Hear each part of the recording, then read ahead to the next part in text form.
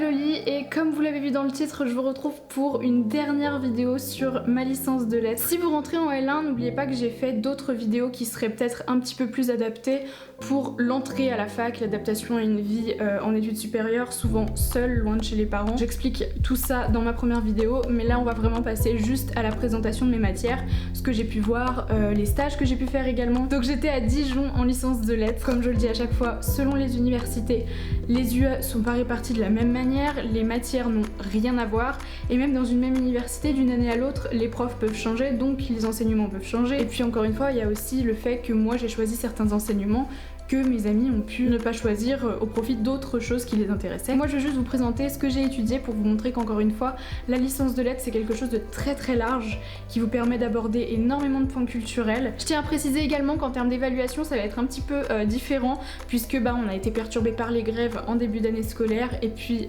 le confinement pour le deuxième semestre ça a été un petit peu compliqué. Donc voilà. Pour tout renseignement complémentaire dont j'aurais omis la description, n'hésitez pas à me poser toutes vos questions de toute façon en commentaire, vous savez que je réponds tout le temps. Donc on va commencer avec le semestre 1 et l'UE1 dans lequel j'avais littérature française et littérature comparée. Contrairement aux 2 années précédentes, on n'avait pas de projet tutoré. Je sais pas si c'est la raison pour laquelle on n'avait pas de projet tutoré, mais la L3 j'ai trouvé que c'était une année beaucoup plus professionnalisante pour ceux en tout cas qui avaient déjà une idée de ce qu'ils voulaient faire après. En littérature française, on a eu un cours sur les Lumières et le libertinage. Donc en fait on a vu les auteurs libertins du 18e siècle. C'était vraiment super intéressant parce que pour le coup c'est une thématique qu'on n'avait absolument pas abordée. On avait vu le siècle des Lumières etc, mais les auteurs libertins c'est quand même quelque chose d'assez particulier. On avait le cours qui était partagé entre 2 professeurs, donc un prof avec qui on voyait Point de lendemain de Vivant Denon, Les égarements du cœur et de l'esprit de Crébillon fils, qui étaient 2 ouvrages assez concis, donc bon, c'était plutôt bien, moi j'ai pas détesté, j'ai pas adoré non plus, mais c'était une lecture intéressante. Et après on avait 1 heure de CM et 1h30 de TD avec une même prof qui nous faisait travailler sur Sade. Plus particulièrement, on avait à lire Justine ou les malheurs de la vertu. Étudier Sade comme ça en licence de lettres, les récits un peu transgressifs, c'était super intéressant, super motivant aussi. Et la prof voilà, était vraiment hyper calée et passionnée par le sujet, donc voilà, c'est ce que j'aime énormément à la fac et j'espère que ça ne va pas me manquer en master et que je vais pouvoir retrouver ça aussi. Du coup au niveau de l'évaluation, en contrôle continu on avait une dissertation à rendre uniquement sur Sade il me semble, et on avait également un travail à rendre, donc un travail sur Sade, soit un compte rendu d'article, soit un sujet vraiment sur le thème qu'on voulait, donc ça avait un rapport avec Sade. Et avec ma copine Enora on a choisi de faire sur notre passion commune qui est le cinéma, Sade au cinéma. Donc j'ai fait la vidéo, je vous l'ai mise juste ici, on est allé interviewer en plus des gens, enfin c'était vraiment un projet super intéressant à faire, trop cool, et on a eu une bonne note, donc Et en contrôle terminal, on avait du coup une dissertation sur toutes les œuvres. J'ai vraiment beaucoup aimé cette matière et j'aurais bien continué un semestre de plus. En littérature comparée, on avait un cours sur la folie narrative, donc un petit peu tout ce qui est à l'origine du roman moderne avec des jeux narratifs, tout ce qui est en rapport avec le plaisir de raconter et le plaisir de se prendre dans le jeu de la fiction. C'était assez particulier, d'ailleurs ce cours je vous l'explique, je sais pas si je l'explique bien ni si on se rend bien compte de ce que ça peut être. C'est un cours qui m'a intéressée dans l'analyse qu'en a fait le prof mais qui était vraiment compliqué. J'ai mis un petit peu de temps déjà à me mettre dans les ouvrages, je vous avoue que ça n'a pas été une partie de plaisir. C'était le 2e tome de Don Quichotte de la Manche de Cervantes, donc j'avais déjà lu le premier, je pensais que ça me donnerait une petite avance mais en fait pas forcément. Et puis le 2e ouvrage c'était Vie et opinion de Tristram Shandy Gentilhomme, et là par contre je vous avoue que c'est pas une lecture qui m'a plu du tout. C'est un peu comme l'Astrée l'année d'avant, je sais pas pourquoi j'ai pas réussi à apprécier ces ouvrages. Est-ce que c'est moi en tant que lectrice qui suis pas apte à apprécier ce genre de choses? J'en sais rien, je pense que je culpabilise un peu de pas avoir apprécié. D'ici quelques années je me remettrai dedans, genre je me forcerai à le relire juste pour voir si, je sais pas, j'ai mûri ou je sais pas. Peut-être que si c'est pas dans un cadre d'un cours où on sait qu'il faut qu'on comprenne bien tout, peut-être qu'on se laisse plus porter par la chose, je sais pas du tout comment analyser le truc, mais voilà. En contrôle continu, on avait un exercice d'introduction et normalement il y aurait dû avoir également lors d'un autre TD sur le même sujet le développement d'une partie du coup de dissertation en classe, donc en temps limité. Malheureusement ou pas, ça n'a pas eu lieu puisqu'il y avait des grèves et que le prof du coup pouvait pas se rendre comme il voulait en cours, nous non plus. Et le contrôle terminal du coup c'était une dissertation sur les 2 œuvres. En UE2 donc on avait notre langue vivante, notion de littérature et soit littérature appliquée au monde professionnel, soit latin. Je parle encore une fois pour ma fac mais mais moi qui ai un très bon niveau d'anglais, j'ai pas à fournir d'efforts particuliers. Voilà, il faut avoir je pense le niveau lycée. Bon, nous ça a été un peu compliqué, on a eu des mésaventures avec nos profs d'anglais, donc je pense que c'est pour ça que le niveau ne... en tout cas moi j'ai pas appris de choses du tout dans les cours d'anglais à la fac. En notion de littérature, on a eu un cours qui m'a vraiment trop intéressée. C'était en fait une introduction à la littérature jeunesse, donc autant dans son histoire que dans ses enjeux. Donc il y avait Flonflon et Musette et les lettres des îles Baladar de Prévert et François. Donc du coup celui-ci on l'a moins étudié vu qu'en fait il y a eu les grèves et tout, on n'avait plus cours donc c'était assez galère. Et bref, ce cours il portait vraiment sur l'histoire de la littérature jeunesse, qu'est-ce qu'on privilégie, pourquoi est-ce qu'on aborde tel ou tel sujet, voilà, c'était vraiment cool. On a eu un contrôle continu, donc on devait choisir un album jeunesse et faire une sorte d'étude, un compte rendu de lecture de une page recto verso. Et en contrôle terminal c'était des questions de cours, donc vraiment un cours assez chill aussi. Ce semestre en littérature appliquée, ce que j'ai choisi personnellement, on a fait de l'initiation à la radiophonie. Donc en fait on a dû travailler tout le semestre sur une chronique littéraire. On devait préparer la chronique en groupe, donc moi j'étais avec ma copine Coralie et on l'a fait sur Ma vie de courgette de Claude Barras. Donc en fait on s'est appuyé vachement sur les recherches qu'on avait faites l'année précédente puisqu'on avait fait notre projet tutoré dessus, mais là c'est vraiment un exercice qui n'a rien à voir avec ce qu'on a l'habitude de faire en lettres. C'est beaucoup plus de l'invention, faire des relances, voilà, et en fait on a appris plein de vocabulaire de la radiophonie, comment est-ce qu'on doit se tenir pour parler dans un micro vraiment proche, etc. Donc ça a été super intéressant. Et à la fin on nous a enregistré sur Radio Campus, donc la radio du campus universitaire de l'université de Bourgogne à Dijon, et c'était vraiment chouette. C'est une expérience qu'on a kiffé. Voilà. En UE3, comme d'habitude, depuis l'an passé, on a eu littérature française, littérature comparée et littérature de l'Antiquité. En littérature française, on a revu les figures de rhétorique, plutôt dans des textes employés par des orateurs dans une dimension orale. C'était surtout sur les tropes, les figures d'amplification, d'atténuation, dans des discours en fait. Pourquoi est-ce qu'on met telle ou telle figure de style? Ça faisait du bien en fait de pouvoir les étudier de cette manière et à la fois de les réétudier. Je pense qu'on les étudie jamais assez, parce que ça nous a permis de constater plein d'autres facettes de ces figures de style. On a eu 2 contrôles continus qui consistaient en un repérage des figures de style dans des textes et puis voilà, les analyser. Et le contrôle terminal c'était la même chose en fait. En soi j'ai pas trouvé ça excessivement compliqué, c'était très intéressant, donc j'ai bien aimé ce cours. En littérature comparée, on a vu la culture dans les années 60 en Europe, donc c'était très large, j'ai vraiment aimé ce cours. On a vraiment étudié tout un pan de la culture des années 60, la littérature, la musique, le cinéma, la presse, le dessin de presse, la bande dessinée. J'ai appris plein de trucs parce qu'au final, à part mai 68, j'avoue que à l'école, en globalité, j'ai pas vraiment étudié cette période-là. Ça m'a aussi permis de beaucoup parler avec ma grand-mère qui a été jeune dans ces années-là. Donc tout ce qui était sur la jeunesse des années 60, etc., elle pouvait me dire son vécu, son ressenti.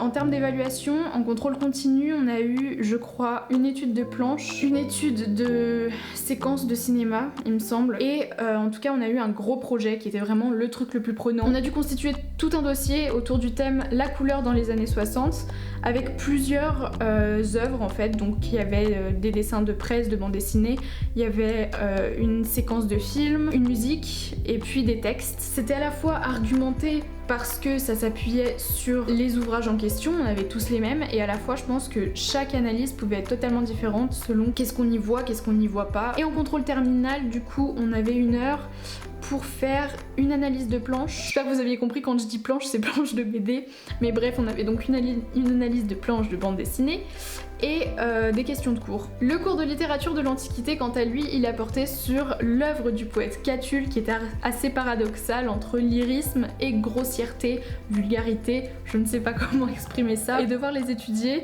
c'était à la fois rigolo et à la fois, bon voilà, on est grand donc on va pas faire à chaque grossièreté, mais voilà, ça nous faisait sourire, et puis c'était assez intéressant en fait d'apprendre aussi des choses là-dessus, parce que c'est de la littérature également, et il y a des messages qui peuvent passer au travers de ça. Il y a un rapport culturel, historique, et voilà, j'ai adoré étudier ça, donc voilà. En contrôle continu, on avait des questions de cours, et en contrôle terminal, on devait faire une dissertation.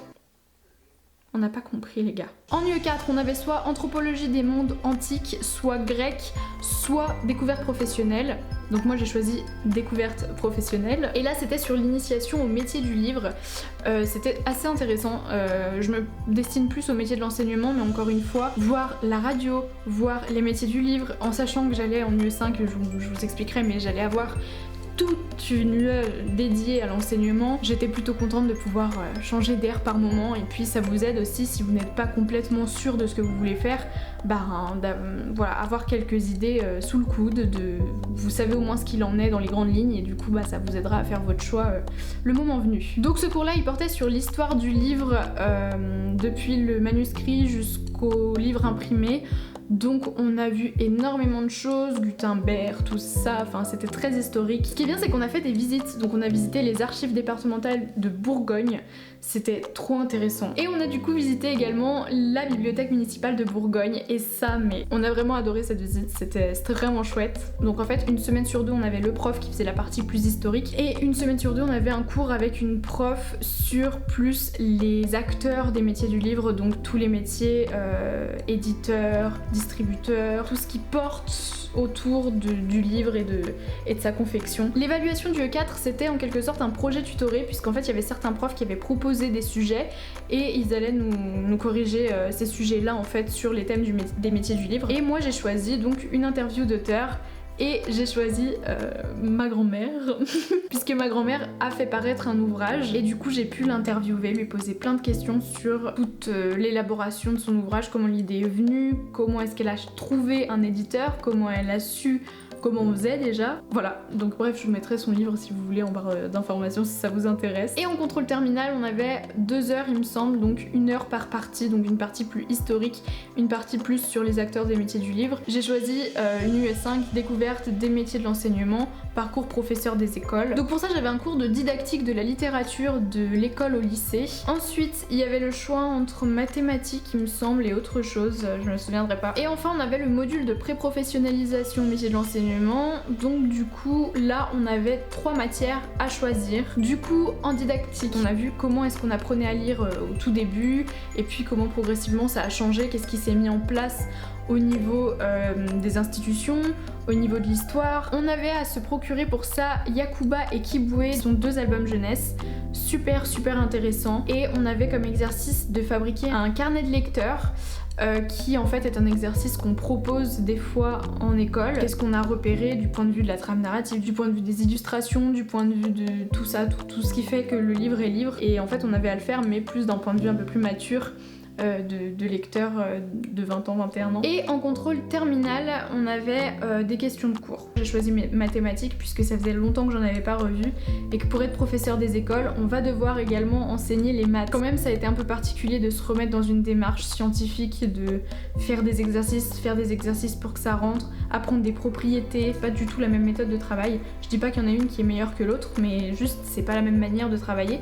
Donc voilà, c'était aussi déjà un exercice que de se remettre dans cette démarche de travail. Et puis sinon on avait voilà, des devoirs maison à rendre, et puis le contrôle terminal c'était en fait un contrôle de maths. Et enfin on avait le module de pré-professionnalisation métier de l'enseignement. Donc moi j'ai choisi SVT et histoire, parce que l'histoire c'est pareil, j'aime beaucoup ça, mais je n'ai pas revu l'histoire scolaire qu'on revoit en école-collège. Donc du coup on a vu en histoire toute la période historique qu'il était important de revoir.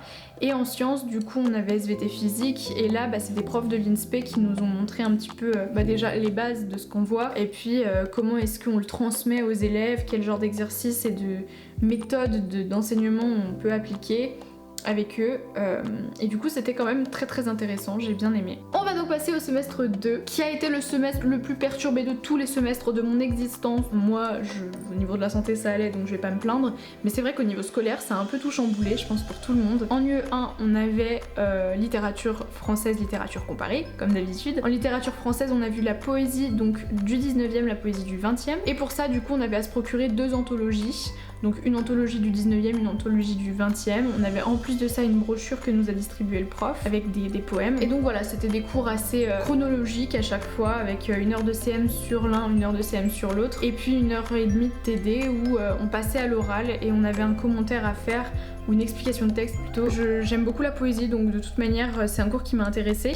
Je suis juste triste d'avoir dû finir les cours avec des audios en fait que le prof nous envoyait. J'aurais bien aimé que ça reste des cours voilà, où on peut parler, on peut poser des questions, même si on peut en poser en envoyant des mails, mais voilà, c'est pas la même chose, je pense que vous serez d'accord. En littérature comparée, on a étudié Une maison de poupée d'Henrik Ibsen et ses réécritures, donc on a eu également à lire Sauvé d'Alfie Agrell et Ce qui arriva quand Nora quitta son mari après Nora de Jelinek. Ça m'a fait super plaisir d'avoir encore une fois du Ibsen. Et puis là on a étudié un petit peu plus de manière dans les réécritures, dans le fait de réécrire déjà. C'était super intéressant et puis du coup en contrôle continu j'ai fait un exposé sur le thème de féminin / masculin que j'ai adoré faire, j'ai eu une très bonne note donc je suis très contente. Il y avait également une dissertation qu'on a dû rendre en plein confinement donc c'était un petit peu coton mais bon j'ai quand même réussi à rendre quelque chose de correct. En UE2 on avait encore une fois notre langue vivante donc anglais pour moi, notion de littérature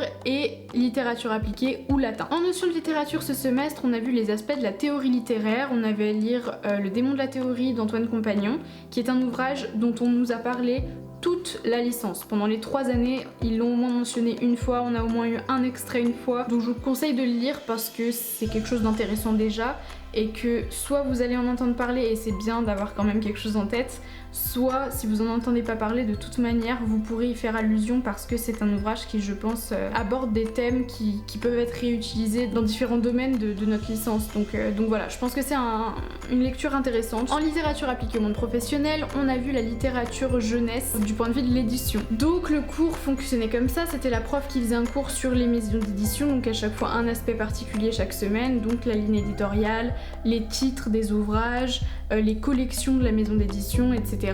Et nous, on avait choisi par groupe, donc j'étais encore avec Coralie, donc nous on a fait sur la maison d'édition Père Castor, donc c'était à chaque fois une maison d'édition jeunesse qu'il fallait avoir choisi, et un album, donc au choix, donc nous on s'est procuré Roule Galette, et donc on devait l'étudier sous les différents aspects qu'on avait vus du coup en cours et rendre un dossier écrit.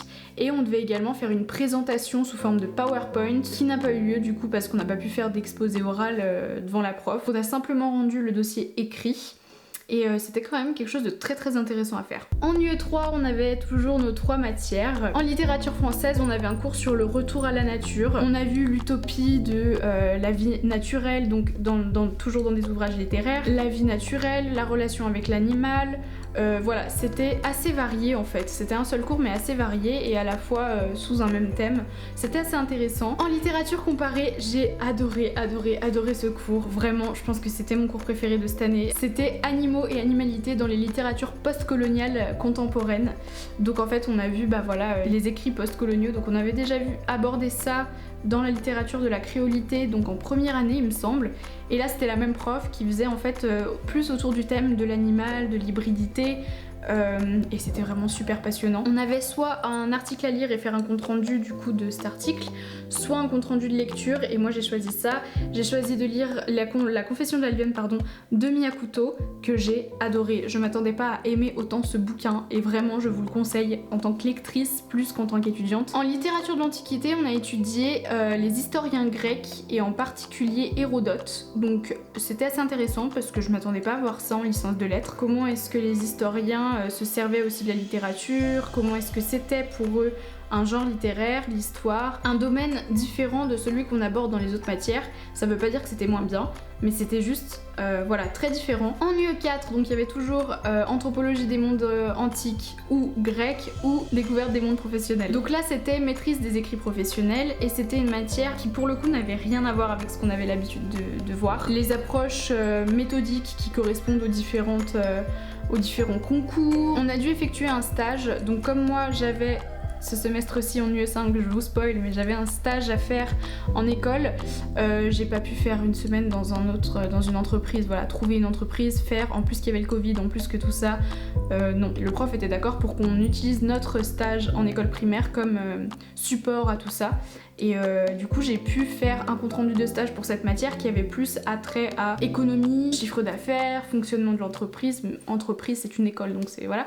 Mais justement j'ai pu montrer la différence, l'organisation rien à voir, comme c'est des fonctionnaires c'est pas pareil, au niveau du licenciement, au niveau du chômage, au niveau de tout ça. On avait également à lire un article et à faire un compte rendu, ça devait être à l'oral, j'ai pas pu passer, une synthèse de documents sur un fait divers, donc voilà, c'était un exercice assez particulier, surtout que voilà, on avait à lire beaucoup de documents en très peu de temps, donc c'était très bizarre.